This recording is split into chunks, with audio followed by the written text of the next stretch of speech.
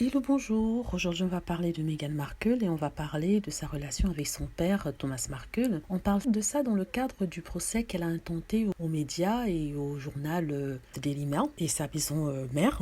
Alors, elle reprochait d'avoir publié la lettre qu'elle avait envoyée à son papa et eux, ils disent qu'ils avaient tout le droit de la publier. Mais en fait, c'est pas de ça que je veux parler. Je veux parler plutôt des arguments qui ont été présents au tribunal ces derniers temps et ça vient de sortir et qui prouvent en fait que Meghan avait raison quand elle disait qu'elle avait payé elle-même ses études. Donc en fait, il y a plusieurs arguments qui ont été présentés au tribunal et qui ont été mis dans la presse.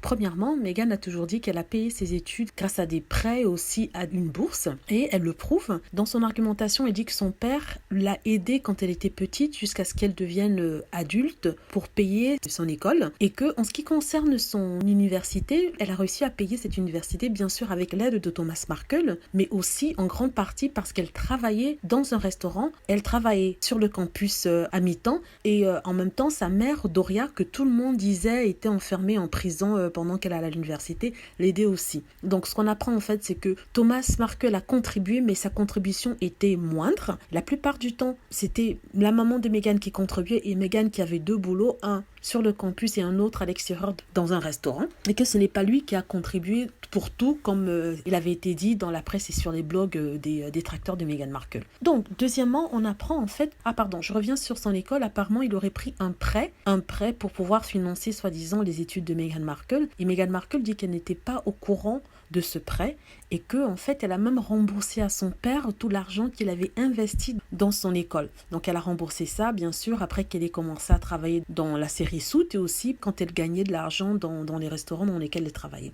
Il y a des gens qui disent que Meghan n'a jamais travaillé pour payer son train de vie alors qu'elle cherchait du boulot en tant qu'actrice. Mais voilà, ça a été démenti au tribunal. Ils ont montré la preuve que Meghan travaillait bien à plein temps dans un restaurant, en même temps aussi en faisant la calligraphie pour aider à payer ses frais de subsistance, et son père l'a aidé quelques fois. Elle précise bien qu'il a aidé quelques fois, mais pas tout le temps. Par exemple, une ou deux fois quand elle avait besoin un peu d'argent, mais la plupart du temps, c'est elle qui travaillait, c'est elle qui finançait ses études et qui finançait ses cours de théâtre, et ce n'était pas lui qui le faisait. Donc elle a montré des preuves qu'elle avait.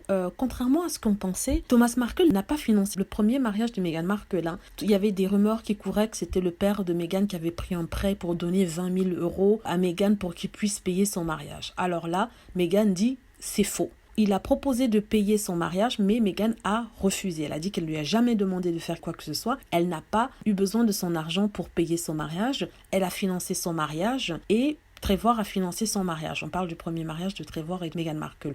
Donc, contrairement à ce que les gens disaient, non, ce n'est pas Thomas qui a financé le mariage de Meghan. Aussi, Meghan a réussi à démontrer et prouver que de 2014 à 2018, elle envoyait de façon constante de l'argent à son père qui se trouvait au Mexique. Donc, ils ont dit qu'en fait, que Meghan avait ghosté son père, qu'elle ne lui envoyait pas de l'argent. Pourtant, on voit que à partir du moment où elle a commencé à travailler comme actrice en 2014 jusqu'à aujourd'hui, comme actrice, elle a commencé bien avant, c'est sûr, mais elle envoyait à son père de l'argent régulièrement. Elle a pu présenter les preuves au juge, mais qu'elle envoyait de l'argent. La défense, je dis, les journaux veulent qu'elle dévoile le montant des sommes qu'elle envoyait à son père, mais elle explique qu'ils n'ont pas le droit d'entrer dans sa vie financière, dans ses papiers financiers, parce que c'est quelque chose de privé. Elle ne veut pas que ce soit donné en pâture comme ça aux médias, et c'est ce que les médias veulent. Quoi d'autre? On apprend en fait qu'elle a toujours été en contact avec son père, et que c'est son père qui a menti en affirmant qu'elle n'a jamais été en contact avec lui après son mariage avec Harry, qu'elle n'a plus été en contact avec lui quand elle a rencontré Harry,